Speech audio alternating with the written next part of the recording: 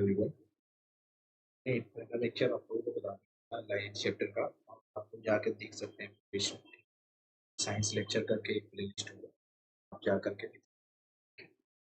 तो आज मैं जितने भी साइन कन्वेंशन और बेसिक लाइट चैप्टर बता दिए मैंने। देखो इस बार के अभी का जो पेपर हुआ है लगभग 10+ मार्क्स के क्वेश्चन इसके आए हुए हैं।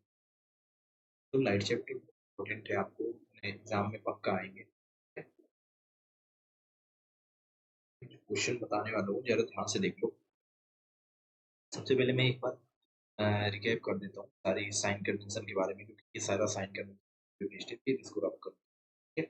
ध्यान से देखते जाओ। तो साइन कन्वेंशन के बारे में बता देता हूँ कि सबसे पहले कन्वेंशन, इसमें आपको ये देखना है, याद रखना कॉनकेव, अगर मिरर कॉनकेव हो और कॉन्वेक्स हो, दोनों के लिए यू वी और एफ। अगर कॉनकेव होगा तो ये नेगेटिव ऑलवेज, ये पॉजिटिव, ये भी नेगेटिव और ये भी नेगेटिव। कॉन्वेक्स में भी यू वी और एफ, यू वी एफ है क्या? यू क्या है? Object distance. वी क्या है? आपको इमेज डिस्टेंस। इस पॉजिटिव होता है, ये नेगेटिव और ये पॉजिटिव होता है। तो ये साइन कन्वेंशन है जो इम्पोर्टेंट है, ठीक है। फिर इसके बाद मिरर फॉर्मूला आप लोगों को पता है। अगर मिरर होगा तो मिरर फॉर्मूला यूज करेंगे। मिरर फॉर्मूला क्या है? 1/f = 1 + 1/, ये यूज करेंगे आप लोग। और इसके आधार पे रे डायग्राम भी आप ड्रॉ करेंगे। ये साइन कन्वेंशन था। मैग्निफिकेशन का फॉर्मूला क्या होता है मिरर के लिए? -v/। एक और मैग्निफिकेशन का फॉर्मूला होता है hi/h। hi क्या है? What is height of object, is height of object. कुछ और ज्ञान की बातें समझ जरा। m = 1, ये कब हो सकता है? m = 1, ये साइज ऑफ इमेज, ये तभी हो सकता है जब हाइट ऑफ ऑब्जेक्ट और हाइट ऑफ इमेज आपस में बराबर हो। और मैग्निफिकेशन जब 1 होता है तो याद रखना क्या बोलते हैं, सेम साइज का इमेज बनता है, ऑब्जेक्ट के जैसा सेम साइज का, ठीक है ना। दूसरी चीज, अगर मैग्निफिकेशन अगर नेगेटिव है, पॉजिटिव है, मैग्निफिकेशन अगर पॉजिटिव है तो वर्चुअल इमेज बनेगा, वर्चुअल। और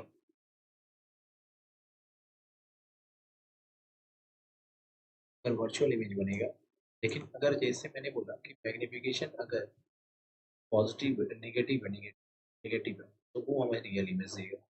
और रियल इमेज हमेशा क्या होता है? वर्टेड, वर्टेड, है ना। और in front of mirror position किधर होता है? In front of mirror. अब इन्हीं सारे क्वेश्चनों को मैं अभी फटाफट से आपको बताऊंगा, तो ध्यान से देखते हैं। आप लोगों ने देख लिया होगा।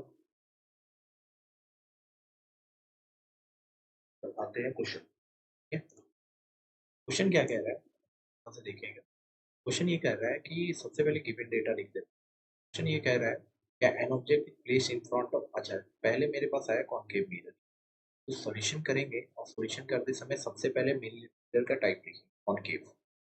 कॉन कॉनकेव मिरर, जिसको हिंदी में क्या बोला जाता है? अवतल, अवतल दर्पण। क्या बोला जाता है? अवतल। याद रखना, हिंदी वाले भी अपना जरा देख लीजिएगा, ठीक है। और इसकी फोकल लेंथ कितनी दे रखी है? 12 सेंटीमीटर। फोकल लेंथ कितना दे रखा है? 12 centimetre. If the distance of the object from the pole of mirror is 8 centimetre. बोल रहा है कि तो ऑब्जेक्ट है, डिस्टेंस ऑफ द ऑब्जेक्ट वो मिरर से, यानी ऑब्जेक्ट डिस्टेंस कितना दे रखा है? 8 centimetre, 8 centimetre.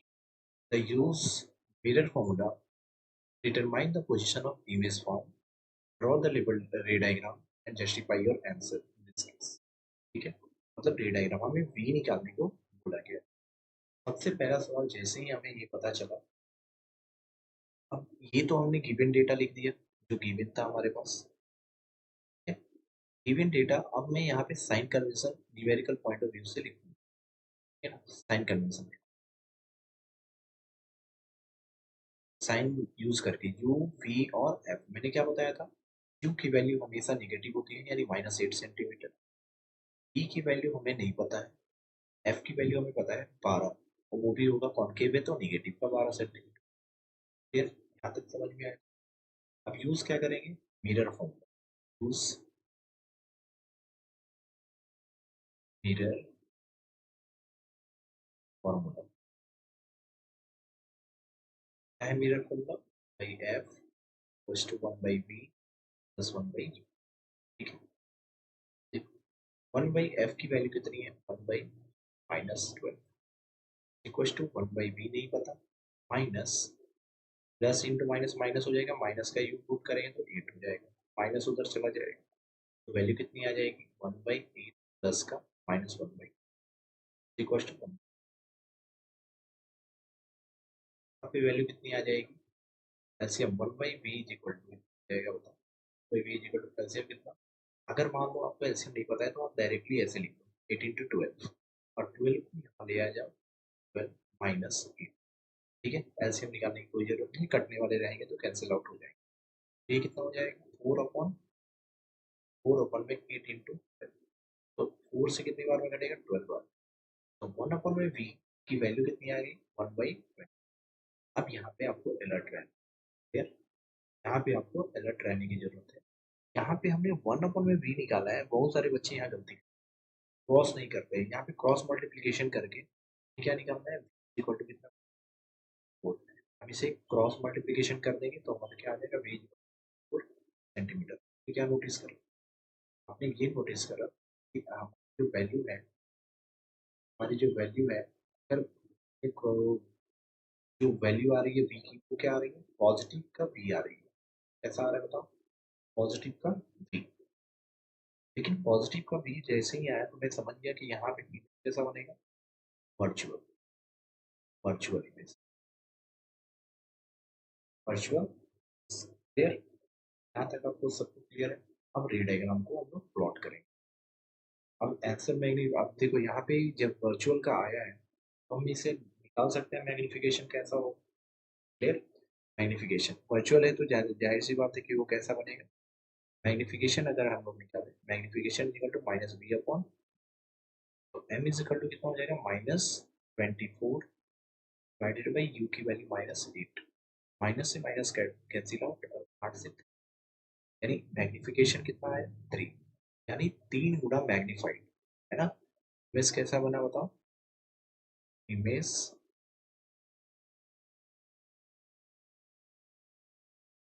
Image image is 3 times larger, 3 times larger than larger than object, larger than object। ये हमारा मैग्निफिकेशन का ही जस्टिफिकेशन हुआ। अब रे डायग्राम बनाते हैं। रे डायग्राम बनाते समय सबसे पहले हम यू वी एफ सब लिख लेंगे।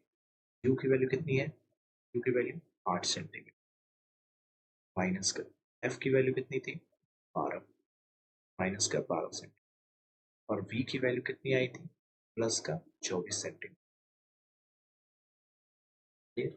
तो अब हम लोग क्या करेंगे, एक रे डायग्राम बनाते समय, रे डायग्राम बनाएंगे इसका। देखो, तो रे डायग्राम बनाएंगे तो यहाँ पे एक सर्कल लेंगे,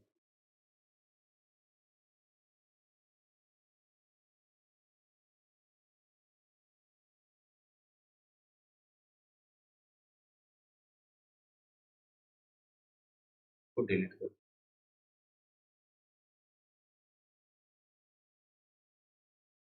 ड्रॉ कर दे, फ्री हैंड स्केच कर ले। क्या किया, एक हमने मिरर बना लिया, कॉनकेव मिरर। कॉनकेव मिरर के बाद एक रे डायग्राम के लिए ऐसे, ये हमारा पी हो गया, ठीक है।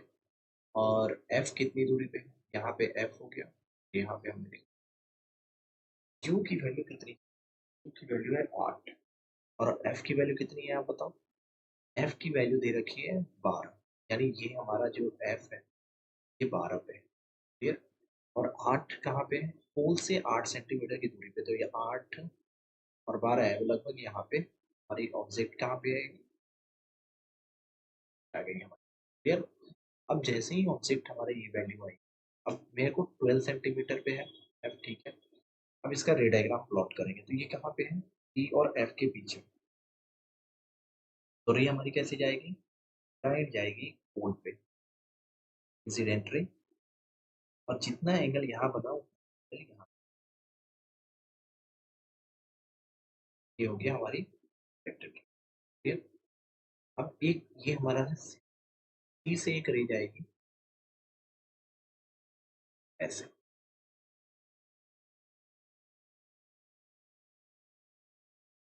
सी से ऐसे रे जाएगी ऐसे। क्लियर। और सेंटर ऑफ कर्वेचर से जो रे इंसिडेंट होती है उसी रे पे वापस आ जाती है। क्लियर। अब मैं क्या करूंगा यहाँ पे, इसको एक्सटेंड करना है। अब तो रिफ्लेक्टेड रे इधर तो कट नहीं रही है, इधर तो कटेगी नहीं, तो कटेगा किधर, पीछे की तरफ, तो हम इसे एक्सटेंड करेंगे। तो रिफ्लेक्टेड रे, दो रिफ्लेक्टेड रे जहाँ इंटरसेक्ट करती हैं उसे ही हम क्या बोलते हैं, तो ये देखो, ये हमारी रे जा रही है और ये यहाँ से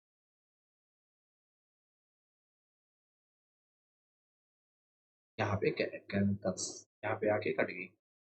तो ये हमारी बिहाइंड द मिरर, यहाँ पे ए डैश और डैश, क्लियर ना। तो ये हमारे यहाँ से यहाँ तक की रे डायग्राम की वैल्यू कितनी है, डिस्टेंस डी की वैल्यू 24 और एफ की वैल्यू हमारी ये रहा, एफ की वैल्यू होल से यहाँ तक 12 और यू की वैल्यू यहाँ से लेकर के सेंटर ऑफ कर्वेचर है, यहाँ देखो यू की वैल्यू हमारी ये रही, होल से 8 सेंटीमीटर। तो यही हमें आना था, है ना, रेड एंगल। ठीक है, समझ में आ गया होगा उम्मीद है। देख लोगे एक बार सॉल्यूशन को, मैंने ऐसे निकाला। ठीक है, मैग्निफिकेशन भी निकाल दिया हमने। और कहाँ पे पोजीशन, कहाँ पे बनेगा बताओ, पोजीशन ऑफ इमेज अगर मेरे को पूछा जाए, पोजीशन अगर पूछा जाए तो आप क्या बोलोगे, behind the mirror, behind the mirror, mirror. तो ये कैसा बनेगा, वर्चुअल, वर्चुअल एंड इरेक्ट।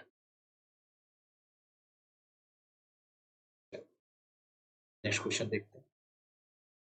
ये क्वेश्चन देखिए आप, जो सेकंड क्वेश्चन है, ये कॉन्सेप्चुअल क्वेश्चन है, वेरी इंपॉर्टेंट है ना। कॉन्सेप्चुअल क्वेश्चन है, यहाँ पे थोड़ा सा ध्यान दीजिएगा। ये क्वेश्चन ये कह रहा है कि, क्वेश्चन बोल रहा है कि the image is formed of the by a mirror is real and inverted. सबसे पहली चीज, रियल एंड इन्वर्टेड हमें गिवन दे दिया, इन्वर्टेड, ठीक है। और and magnification is -1, magnification -1। If the image at a distance 30 centimetre from the mirror, u की वैल्यू दे रखा है -30 centimetre, clear. Where is the object placed, give the reason, justify your answer. Object कहाँ रखी है, मतलब इमेज फॉर्म, सॉरी इमेज दे रखा है आपको, इमेज डिस्टेंस दे रखा है कितना, v दे रखा है माइनस, दे रखा है इन फ्रंट ऑफ 30 सेंटीमीटर हुआ।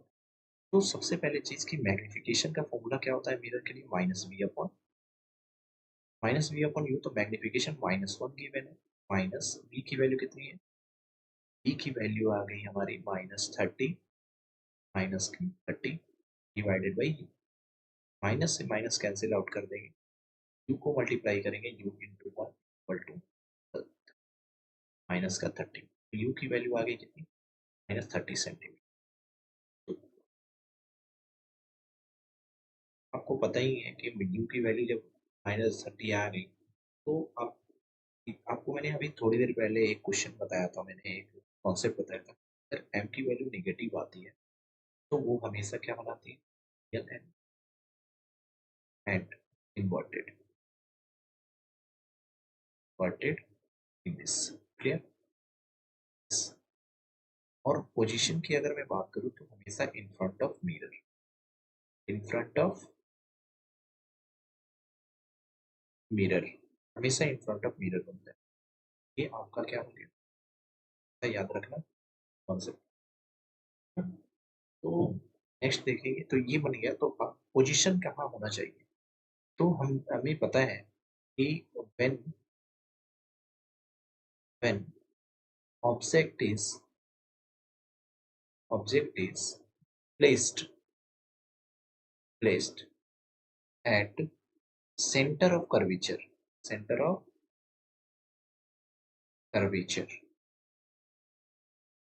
हमेशा याद रखना एट सी पे जब ऑब्जेक्ट को रखी जाएगी, एट सी पे, तो हमारा जो ऑब्जेक्ट और इमेज बनता है क्या होता है, यू वी के बराबर हो जाता है, वी बराबर होते हैं, और जो मैग्निफिकेशन होता है वो -1 और कॉनकेव।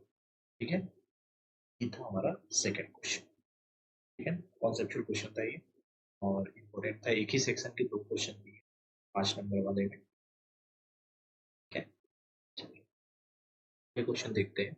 ये क्वेश्चन उसी का हिस्सा है, बी पार्ट, जिसमें आपको दे रखा था क्या क्या क्वेश्चन, पहले वाले क्वेश्चन में क्या दे रखा था, जरा ध्यान से। इसमें दे रखा था कि 30 सेंटीमीटर पे रखा गया है ना, इमेज कहाँ बन रहा है, 30 सेंटीमीटर पे रखा गया है ना? बोल रहा है कि ऑब्जेक्ट 30 सेंटीमीटर पे, तो हमने ये ऑब्जेक्ट डिस्टेंस भी निकाल लिया था क्या, जो इसी के क्वेश्चन में दिया हुआ था हमारे पास, कि जो यू भी बना था हमारा कितने दूरी पे, 30 सेंटीमीटर। अब क्वेश्चन ये कह रहा है, बोल रहा था कि where should be the object is moved 50 centimetre towards the mirror. बोला कि 15 सेंटीमीटर आगे मूव कर देंगे।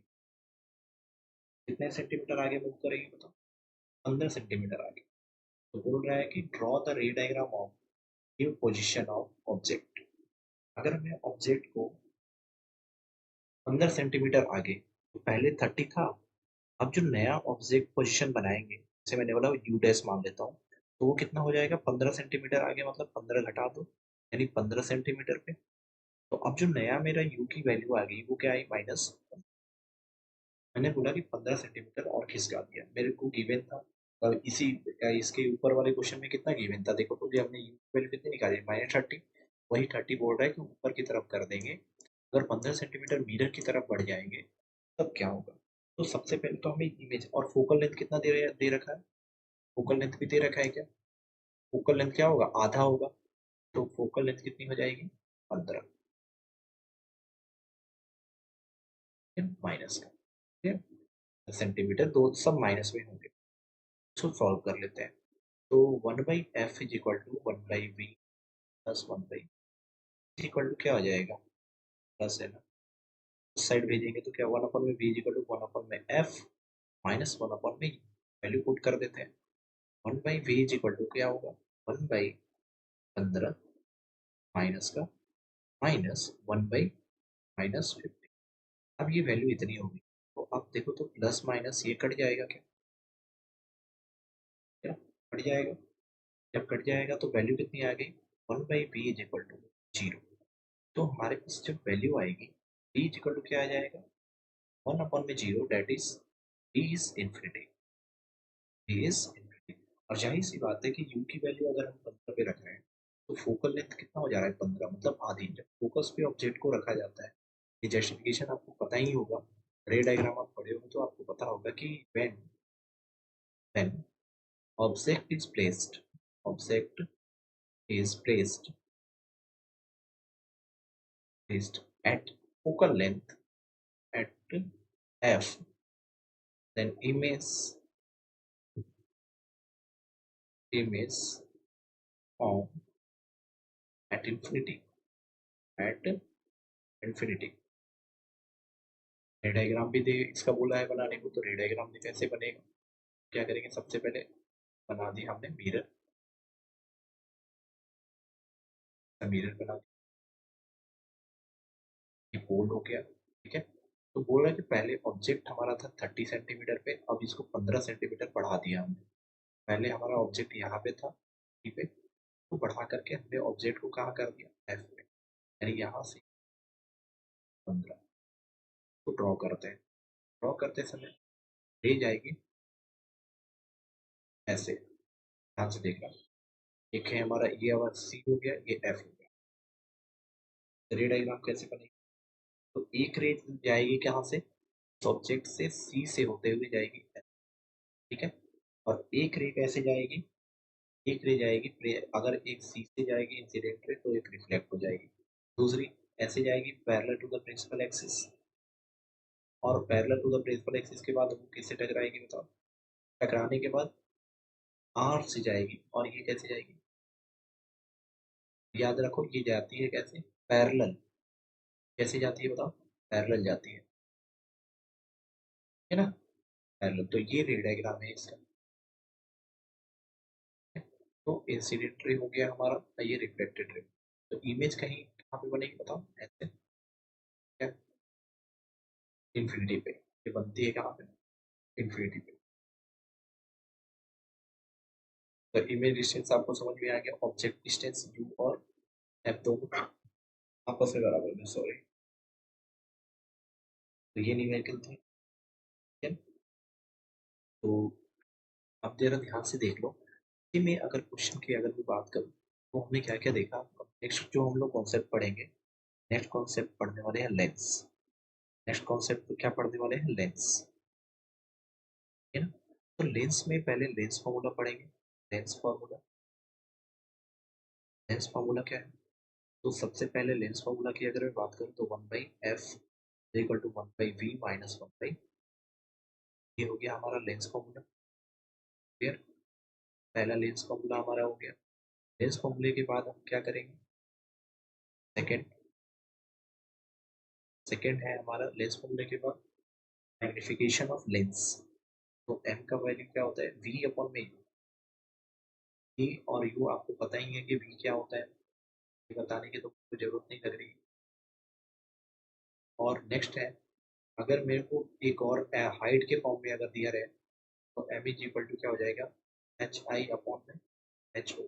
एच आई क्या है, एच आई है height of image, height of image, और एच ओ क्या है, हाइट ऑफ ऑब्जेक्ट, ठीक है, हाइट ऑफ ऑब्जेक्ट। अब दोनों को कंबाइन करके लिखेंगे तो क्या लिखेंगे,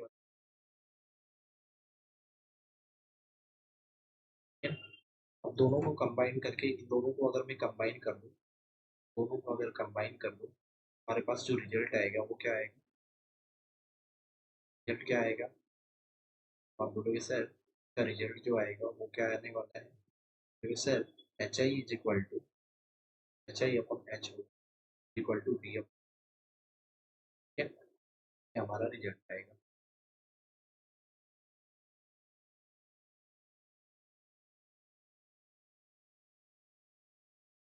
रिजल्ट हो गया, नहीं है, ठीक है। और फिर से वही काम यहाँ पर भी होता है, याद रखिएगा, होता है कि m is equal to, M is equal to अगर नेगेटिव वन आया, M is equal to positive one आया, ठीक है, तो ये क्या हो जाएगा, रियल एंड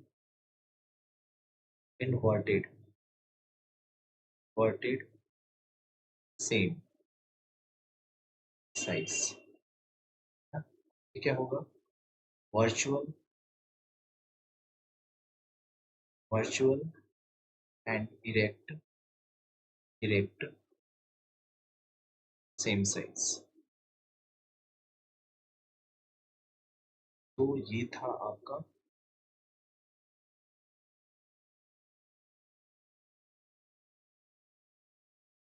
क्या, ये आपका हो गया पॉइंट, कुछ नहीं बचा। अब इसी पे बेस्ड हम लोग कॉन्सेप्ट करने वाले हैं। लेंस क्या होता है, लेंस में ध्यान से सुनना, लेंस की अगर मैं बात करूँ तो कुछ और भी इसके एक्स्ट्रा पॉइंट आपको याद रखने हैं, जैसे कॉन्वेक्स लेंस, कॉन्वेक्स लेंस,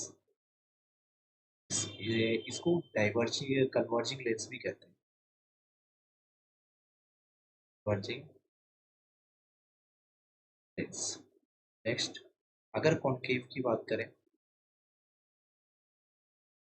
तो इसे बोलते हैं डाइवर्जिंग लेंस,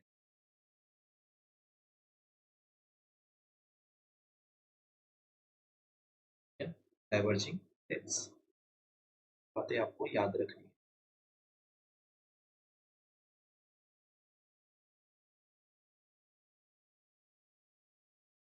नेक्स्ट जो हम लेक्चर डालेंगे लेंस का फॉर्मूला डालेंगे, और लेंस के बाद हम लोग पढ़ेंगे क्या, रिफ्रैक्टिव इंडेक्स। क्या पढ़ेंगे बताओ? इसके बाद जो लेक्चर आएगा, लेक्चर नंबर 3, वो आएगा रिफ्रैक्टिव इंडेक्स का। Refractive index. और आपको जिस टाइप के न्यूमेरिकल अगर नहीं आ रहे हो तो आप कमेंट जरूर करना। रिफ्रैक्टिव इंडेक्स के मैं न्यूमेरिकल डालूंगा, इंडेक्स के। इसके बाद लेंस के बाद रिफ्रैक्टिव इंडेक्स के चलेंगे। और ये 3 टाइप के क्वेश्चन, रिफ्रैक्टिव इंडेक्स के 4 से 5 क्वेश्चन ऐसे करवाए जाएंगे जो सेम टू सेम उसी पैटर्न पे क्वेश्चन आता है, डेटा चेंज रहेंगे, लेकिन आएंगे तो 3, एक क्वेश्चन तो आना ही आना। ठीक है ना?